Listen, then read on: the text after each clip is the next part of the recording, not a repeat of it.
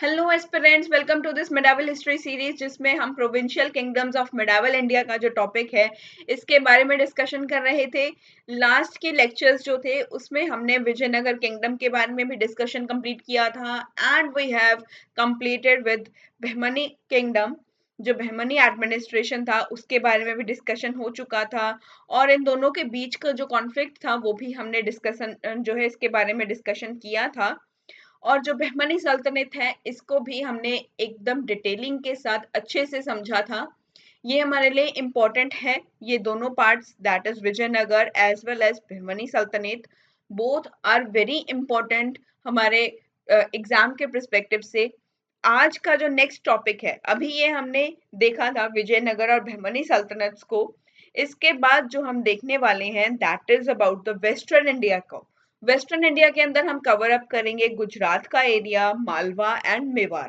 तो ये तीनों जो हमारे रीजियंस हैं, यहाँ पर जो प्रोविंशियल किंगडम्स आए थे, जो प्रोविंशियल्स थे, रीजनल किंगडम्स जो थे, जिन्हें रीजनल किंगडम्स भी कहा जाता है, उन सब के बारे में अच्छे से डिस्कशन करेंगे।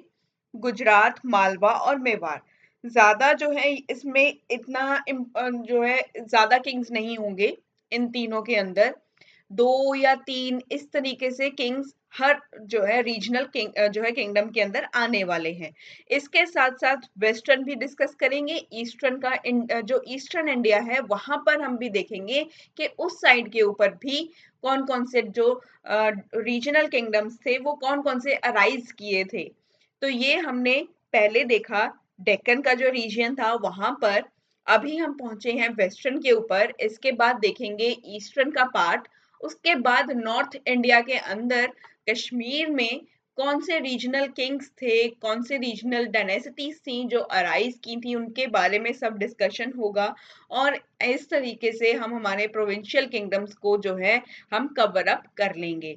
तो ये हमारे लिए इम्पोर्टेंट है। यहाँ से क्वेश्चंस अभी तक एज सच कोई नहीं आया है, एक आध क्वेश्चन आया होगा। If you have seen your PYQs then you can realise कि एक दो क्वेश्चंस जो है आ सकते हैं, जो है आए हुए हैं अभी तक। ऐसा नहीं है कि भी मेडावल से अभी ज्यादा क्वेश्चंस आए हों, जैसे 15 क्वेश्चन या इस तरीके से क्वेश्चंस नहीं आए हैं। वो यूपीएससी ने लिख कर भी नहीं दिया है कहीं पर भी कि हम ये नहीं पढ़ाएंगे जो डालेंगे, हम एग्जाम के अंदर इसके बारे में नहीं पूछने वाले हैं। They haven't said such things yet. तो उन्होंने अभी तक ये भी नहीं कहा है, तो अभी हम जो है ये हमारे लिए सब कुछ ही इम्पोर्टेंट होता है। as you have seen your exam of 2026 का जो एग्जाम पैटर्न है, यू हैव ऑलरेडी सीन। वो एग्जाम पैटर्न के दौरान अगर हम देखा जाए तो अभी हमारे लिए सब कुछ इम्पोर्टेंट रहता है। सब कुछ हमें जो है डिस्कशन के लिए हमारे लिए इम्पोर्टेंट हो भी जाता है। जब भी मैं आपको कोई टॉपिक रीड करवा रही हूँ, then it is your duty that you have to read that topic from your references too. आप अपने रेफरेंसेस को भी उसके बाद रीड कीजिए, that will be very much useful to you people, कि आपको अंडरस्टैंड करना बहुत आसान हो जाएगा। इसी वजह से मैंने आपको ये रिकमेंड किया है कि आप अपने जब भी क्लासेस को अटेंड करें, क्लास को अटेंड करने के बाद either you are attending my classes, either you have purchased your the course, the foundational course जो आपने अगर लिया है उसको भी मैं आपको रिकमेंड करूंगी कि अगर आपने वो भी ज्वाइन किया है उसके बाद आप अपने जो है रेफरेंसेस को भी रीड करें। That will be more beneficial to you people, ताकि आपको एग्जाम के अंदर कोई भी मुश्किल ना आए। क्योंकि हो सकता है जब आप कोई चीज जब सुनते हैं तो वो सुनते सुनते वक्त तो आपको वो चीज याद रहती है, उसके बाद आप हो सकता है वो चीजें भूल जाएं। जब आप उसे रेफरेंस में से रीड कर लेंगे देन यू विल रियलाइज कि ये इजी हो जाता है आपको पढ़ना, और आपको रिटेन करना भी इजी हो जाता है, क्योंकि आप उस समय उसको फ्रेशली नहीं स्टार्ट कर रहे हो। आपने पहले अपनी क्लासेस के अंदर उसको पढ़ा, अब आप उसे रिवाइज कर रहे हो। अब आप उसे रिवाइज कर रहे हो, जब आप रिवाइज बार बार करते हो देन यू रियलाइज कि आप उसे अच्छे से पढ़ने की कोशिश भी कर रहे हो और आपको वो चीजें रिटेन भी रहती हैं। So let's start with the provincial kingdom of medieval India. Western India के अंदर आज हम जो पहला टॉपिक स्टार्ट करने वाले हैं दैट इज गुजरात। तो गुजरात के अंदर रीजनल जो किंग्स थे, रीजनल के जो डायनेसिटीज आई हैं उनके बारे में डिस्कस करेंगे। तो let's start with this topic, Gujarat. अभी जो गुजरात है, इट्स लाइक आपने अमिताभ बच्चन की एड देखी होगी, कुछ पल तो गुजारो गुजरात में। ये गुजरात बहुत ही इम्पोर्टेंट जो है रहता है, क्योंकि यहाँ पर पोर्ट्स ज़्यादा थे, और एक पोर्ट्स अच्छा होने के कारण, सी पोर्ट्स ज़्यादा होने के कारण ये एकदम से फ्लरिश कर रहा है इकोनॉमी के अंदर। और हर कोई जो है यहाँ पर आकर के अपना जो है वो एक पावर यहाँ पर चाहता है, ताकि उसको सी पोर्ट्स मिल पाए, सी पोर्ट्स मिल पाए, इसी वजह से वो अपना पावर यहाँ पर चाहता है। हर सल्तनत के अंदर जो भी सुल्तान आएगा वो यहाँ पर अपना दबदबा बनाने की कोशिश जरूर कर रहा है। तो उसका कारण सी पोर्ट है। और सबसे बड़ी बात, जो गुजरात है ये एक बहुत ही रिचेस्ट प्रोविंस है दिल्ली सल्तनत के अंदर। अभी तक हमने दिल्ली सल्तनत में देखा है कि जो अलाउद्दीन खिलजी थे वो यहाँ पर एनेक्स कर रहे हैं गुजरात को। तो फर्स्ट सुल्तान थे जिन्होंने एनेक्स किया था। तो इन्होंने क्यों किया था यहाँ पर? इन्होंने इसी वजह से किया था क्योंकि ये एक रिचेस्ट प्रोविंस था। गुजरात क्या था? एक रिचेस्ट, बहुत ही अमीर प्रोविंस था। ये एक ऐसा क्षेत्र था, एक ऐसा रीजन है जो बहुत ही अमीर है, जो बहुत ही रिच है। यहाँ पर रिचेस्ट प्रोविंस है ये दिल्ली सल्तनत का। क्योंकि यहाँ पर रिच कैसे है? क्योंकि यहाँ पर हैंडीक्राफ्ट है, यहाँ पर हैंडीक्राफ्ट्स बहुत ज्यादा हैं। और सबसे बड़ी बात, यहाँ पर फर्टाइल लैंड है। जो फर्टाइल लैंड होती है वहां पर जो है जो हमारी एग्रीकल्चर होता है वो बहुत ज्यादा फ्लरिश करता है। जब एग्रीकल्चर सरप्लस हो जाएगा, आपकी इकोनॉमी भी सरप्लस हो जाएगी। तो एग्रीकल्चर को सरप्लस करने के लिए फर्टाइल लैंड का होना सबसे ज्यादा जरूरी होता है। तो इसी वजह से जो है ये एक रिचेस्ट प्रोविंस में से माना जाता था, क्योंकि यहाँ पर फर्टाइल लैंड हुआ करती थी। और यहाँ पर जो सी पोर्ट्स थे वो भी बहुत ज्यादा फ्लरिशिंग थे, क्योंकि यहाँ पर सी पोर्ट्स भी प्रेजेंट थे। और यहाँ से ट्रेड करना, इंपोर्ट एंड एक्सपोर्ट होना, ये बहुत ही आम था। और यहाँ पर सी पोर्ट्स की वजह से ये जो इंपोर्ट एंड एक्सपोर्ट का जो पार्ट है ये बहुत ही ज्यादा इजीली हो जाता है, जिसकी वजह से इकोनॉमी में ट्रेड जो है वो ऊपर जा रहा था। Trade was growing, trade grow कर रहा था, इकोनॉमी ग्रो करेगी। फर्टाइल लैंड होगा तो इकोनॉमी ग्रो करेगी, सी पोर्ट्स होंगे तो भी इकोनॉमी ग्रो करेगी। क्योंकि आप जो है उस समय आप अपना इंपोर्ट एंड एक्सपोर्ट अच्छे से मैनेज कर पा रहे हैं। तो यहाँ पर अलाउद्दीन खिलजी पहले ऐसे सुल्तान थे to annex it to Delhi सल्तनत, जिन्होंने इसे दिल्ली जो सल्तनत थी उसके अंदर इसे मिलाना चाहा था। इसको मिलाने वाले, इसको जो है एनेक्स करने वाले, गुजरात को सबसे पहले एनेक्स किसने किया था? Next by Alauddin Khilji. तो अलाउद्दीन खिलजी के द्वारा ये सबसे पहले एनेक्स किया गया था। और अलाउद्दीन खिलजी चाहते थे कि ये दिल्ली सल्तनत का हिस्सा बने, दिल्ली सल्तनत का ये हिस्सा बने बाय 1297 सीई के दौरान की ये बात है। लेकिन यहाँ पर इसके दौरान की तो ये बात है, लेकिन तब से, उसी समय से, ये 1297 सीई से के समय से ही जो गुजरात है, गुजरात को एनेक्स तो कर लिया था अलाउद्दीन खिलजी ने। I have already told you, क्योंकि जब हमने खिलजी डायनेसिटी को रीड किया था, I have told you people कि गुजरात को एनेक्स किया था अलाउद्दीन खिलजी ने। अलाउद्दीन खिलजी ने 1297 सीई के दौरान से ये चाहते थे कि ये दिल्ली सल्तनत का हिस्सा बने, और ये बन भी गया था। और उसी दौरान से ये एक टर्किश गवर्नर्स के अंडर रहा है। तो गुजरात जो है ये अंडर रहा है टर्किश टर्किश गवर्नर्स के अंडर रहा है ये। और ये अंडर रहा है फिरोज तुगलक के। और फिरोज तुगलक के अंडर भी गुजरात रहा है, जो कि एक जो है बहुत ही उदार गवर्नर थे, जो बहुत ही अच्छे गवर्नर रहे हैं। तो गुजरात अलाउद्दीन खिलजी के साथ साथ, अलाउद्दीन खिलजी ने तो यहाँ पर अपना एनेक्सेशन किया ही, और ये अपना जो है यहाँ पर इनका ये टर्किश गवर्नर्स के अंडर भी रहा है।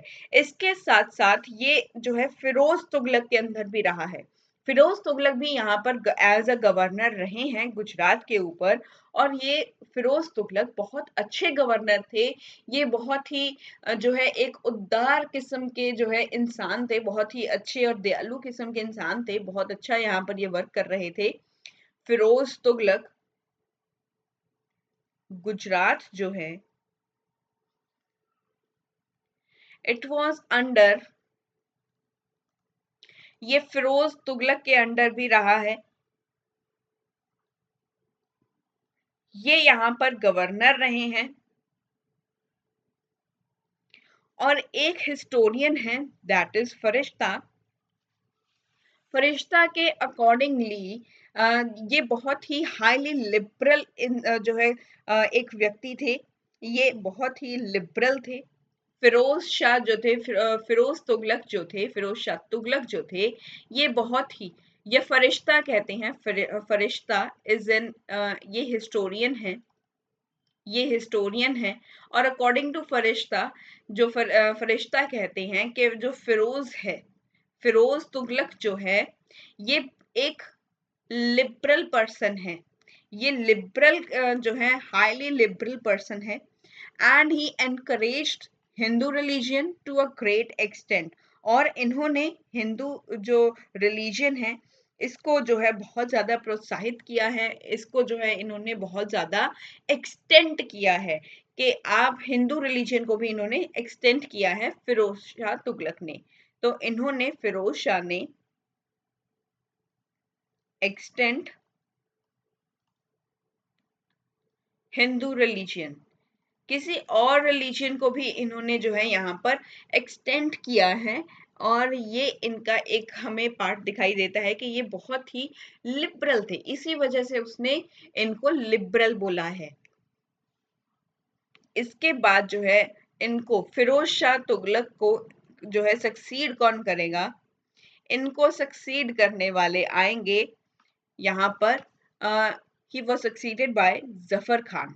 तो अभी यहाँ पर जफर खान आने वाले हैं, जो कि फादर हैं, जो पिता हैं, हुज फादर जो है, जो इनके फादर थे, आई am so sorry, Zafar Khan के जो फादर थे, that was very humble person, that was very simple living person. वो एक सिंपल पर्सन थे, कोई ऐसा नहीं था कि उनको देख करके वो इतना फैशनेबल से नहीं रहते थे। वो बड़ी simple living and high thinking वाली चीज़ों में बिलीव कर रहे हैं। एंड ये एक राजपूत थे। जफर खान के पिता एक राजपूत थे, और ये कन्वर्ट हो चुके थे इस्लाम के अंदर। ये इस्लाम के अंदर जो है कन्वर्ट हो चुके थे। तो फिरोज शाह के बाद, फिरोज शाह तुगलक के बाद, फिरोज तुगलक को सक्सीड कौन करेगा, जफर खान। जफर खान, इनके जो फादर हैं, इनके जो फादर थे जफर खान के, वो एक बड़े ही साधारण से व्यक्ति थे। ऐसा नहीं है कोई जो है भी कुछ पॉपुलैरिटी थी या ऐसा, वो एकदम सिंपल लिविंग पर्सन थे। एंड इनके जो फादर थे, वो एक राजपूत थे। ये एक राजपूत थे, और इनके फादर इस्लाम के अंदर इन्होंने कन्वर्ट हो गए थे, और ये इस्लाम के अंदर इन्होंने अपना कन्वर्जन कर लिया था। और इसके साथ साथ इन्होंने जो है, जब इस्लाम धर्म को अपना लिया था, उसके अंदर कन्वर्ट हो चुके थे, तो इन्होंने अपनी जो सिस्टर थी, अपनी सिस्टर की जो मैरिज थी, इन्होंने फिरोज तुगलक से किया था। तो इन्होंने फिरोज तुगलक से अपनी जो है सिस्टर की मैरिज कर दी थी। जफर खान के पिता ने, जफर खान, जफर खान के जो फादर हैं, इनकी एक सिस्टर थी, इनके फादर की एक सिस्टर थी, मतलब जफर खान की भुआ, भुआ हो गई उनकी, ठीक है। जफर खान के फादर और उनके फादर की सिस्टर, उनके फादर की सिस्टर जफर खान की क्या लगेंगी, बुआ लगेंगी। तो इनकी सिस्टर की मैरिज किससे हो चुकी थी, दीज थ्री, जो ये थ्री साइंस मैंने अभी यहाँ पर एस्टैब्लिश किए हैं, that is for the matrimonial alliance. तो इसे रिमेंबर रखिएगा, याद रखिएगा कि ये मैट्रिमोनियल अलायंस के लिए है। इनकी सिस्टर की मैरिज किससे हो चुकी थी, फिरोज तुगलक से। जो फिरोज तुगलक है उससे इनके जो फादर हैं उन्होंने अपनी बहन की जो मैरिज थी वो फिरोज तुगलक से करवा दी थी। इसके बाद क्या होता है, इस इन्होंने फिरोज तुगलक से इनकी शादी करवा दी। उसके बाद जो है तैमूर ने यहाँ पर इन्वेजन किया, तैमूर ने यहाँ पर आक्रमण किया। लगभग 1407 सीई की बात है। Let me write in the next slide. 1407 CE की बात हो रही है। इस समय के दौरान क्या हुआ, जो तैमूर है,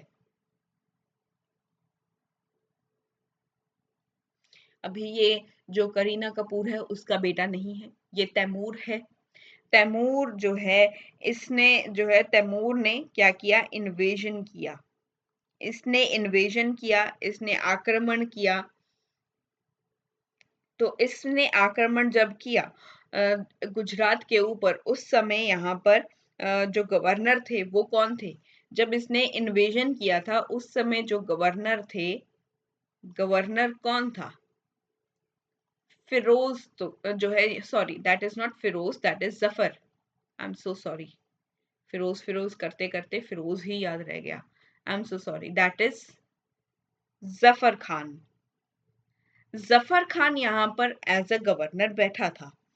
जब तैमूर ने गुजरात के ऊपर 1407 सीई के दौरान आक्रमण किया, उसने इन्वेजन किया, तब गवर्नर कौन था गुजरात के ऊपर, दैट इज जफर खान। तो जफर खान जो है वो यहाँ पर एज अ गवर्नर था। और इसी चीज का इसने फायदा उठा करके इसने क्या किया, इसने तो तैमूर जो है यहाँ पर इसने दिल्ली के ऊपर इन्वेजन किया था, इसने दिल्ली के ऊपर इन्वेजन किया था। आई am so sorry, not in Gujarat. ये गुजरात के अंदर जो है जफर खान गुजरात में था, तैमूर ने जो है इन्वेजन किया था दिल्ली के ऊपर। तो जफर खान ने जो है यहाँ पर इस चीज का फायदा उठा करके जफर खान ने अपने आप को इंडिपेंडेंट यहाँ पर जो है घोषित कर दिया था। अपने किंगडम को, अपने जो रीजन किंगडम था उसको यहाँ पर जफर खान ने इंडिपेंडेंट घोषित कर दिया। इसने प्रोक्लेम किया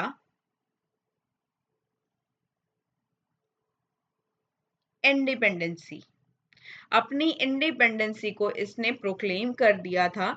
और उसके बाद से ही जफर खान ने जो है एक टाइटल लिया, उसके बाद से ही ये जो गवर्नर है जफर खान, इसने एक टाइटल लिया था। ये जो टाइटल लिया था that is Muzaffar Shah.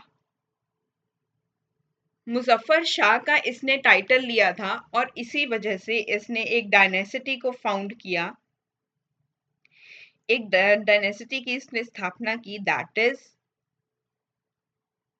मुजफ्फरेद dynasty. तो मुजफ्फरेद डायनेसिटी की इसने जो है यहाँ पर इस वंश की इसने स्थापना की। मुजफ्फरीद वंश जो है इस डायनेसिटी की, इसको इस्टेब्लिश किया था, इसको इस्टेब्लिश किया था। इसको इस्टेब्लिश करने वाला कौन था, मुजफ्फर शाह, दैट इज जफर खान। ये जफर खान की ही बात हो रही है। जब भी यहाँ पर मुजफ्फर शाह का नाम आएगा तब आपको यहाँ पर ध्यान में रखना है that we are talking about Zafar Khan. तो ये जफर खान के बारे में ही बात हो रही है। 1407 सीई के दौरान तैमूर ने दिल्ली के ऊपर आक्रमण किया था। We have already talked about this, ये पहले भी हमने डिस्कशन किया था। आई हैव रॉन्गली सेड, मैं अपनी गलती एक्सेप्ट कर रही हूँ, मुझसे गलती हो गई, I am really very sorry. मैंने गुजरात बोल दिया, दिल्ली बोलना था, that was my mistake, that is my blunder, I am really very sorry. I am also human being, मुझसे भी गलतियां हो जाती हैं। मैं भी कोई चैट जीपीटी या एआई नहीं हूँ। चैट जीपीटी के नीचे भी लिखा होता है कि एक बार आप दोबारा से चेक कर लीजिए, क्योंकि chat GPT can create mistakes too. तो चैट जीपीटी भी मिस्टेक्स करता है, और मैं तो एक ह्यूमन बीइंग हूँ, एक इंसान तो गलती का पुतला ही होता है। I accept my mistake, I am correcting it. कि तैमूर ने इन्विजन किया दिल्ली के अंदर, क्योंकि ये जो ये जो गुजरात था that was under the Delhi सल्तनत, पहले दिल्ली सल्तनत के अंडर था। उसके बाद जब यहाँ पर जब तैमूर ने आक्रमण किया, तब जफर खान गुजरात के अंदर एज अ गवर्नर की फॉर्म में बैठा था। जब जफर खान बैठा था यहाँ पर, जब उसने देखा कि वो तैमूर आ चुका है, अब आक्रमण कर रहा है दिल्ली के ऊपर, तैमूर ने आक्रमण कर दिया है, तब इसने इस चीज का फायदा उठाया। इसने बोला कि अब से हम हमारा जो हमारी ये जो किंगडम है जहां पर मैं बैठा हूं एज अ गवर्नर, तो इसे मैं अपने आप को मैं इंडिपेंडेंट घोषित करता हूं कि ये प्रोविंस अब से इंडिपेंडेंट रहेगा। तब गुजरात जो है इंडिपेंडेंट रीजनल प्रोविंस बन चुका था। इसने अपने आप को इंडिपेंडेंट डिक्लेयर कर दिया। इसने प्रोक्लेम किया दैट वी आर इंडिपेंडेंट, अब आप जो है अपना राज्य खुद देखें, मैं यहाँ का राजा हूँ, मैं खुद देखूंगा यहाँ पर। तो जफर खान ने यहाँ पर जब इसने प्रोक्लेम किया अपनी इंडिपेंडेंसी को, उसके बाद ही इसने एक टाइटल लिया दैट इज मुजफ्फर शाह। तो मुजफ्फर शाह का ये टाइटल ले चुका था। जफर खान, जो जफर खान है, इसने टाइटल लिया मुजफ्फर शाह का, और इसने एक डायनेसिटी को यहाँ पर स्थापित किया, एक डायनेसिटी को यहाँ पर फाउंड किया। He establish a dynasty that is Muzaffarid dynasty. तो जफर खान जो कि मुजफ्फर शाही है, मुजफ्फर शाह ने यहाँ पर एक डायनेसिटी को एस्टैब्लिश किया दैट इज मुजफ्फरीद डायनेसिटी। तो अभी तक हमने सब चीजों के बारे में देखा। ये सबसे पहले गुजरात को बारे में देखा कि गुजरात को सबसे पहले नेक्स्ट किसने किया, अलाउद्दीन खलजी ने। लेकिन 1297 सीई तक ये टर्किश गवर्नर्स के अंडर रहा। उसके बाद ये अंडर आ चुका था फिरोज शाह तुगलक के, वो यहाँ पर गवर्नर रहा। और फरिश्ता कहता है, जो एक हिस्टोरियन है, वो कहता है फिरोज शाह बहुत ही लिबरल किस्म का इंसान था, और इसने हिंदू रिलीजन को भी एक ग्रेट एक्सटेंट तक ये लेकर के गया था, इसने एनकरेज किया था हिंदू रिलीजन को।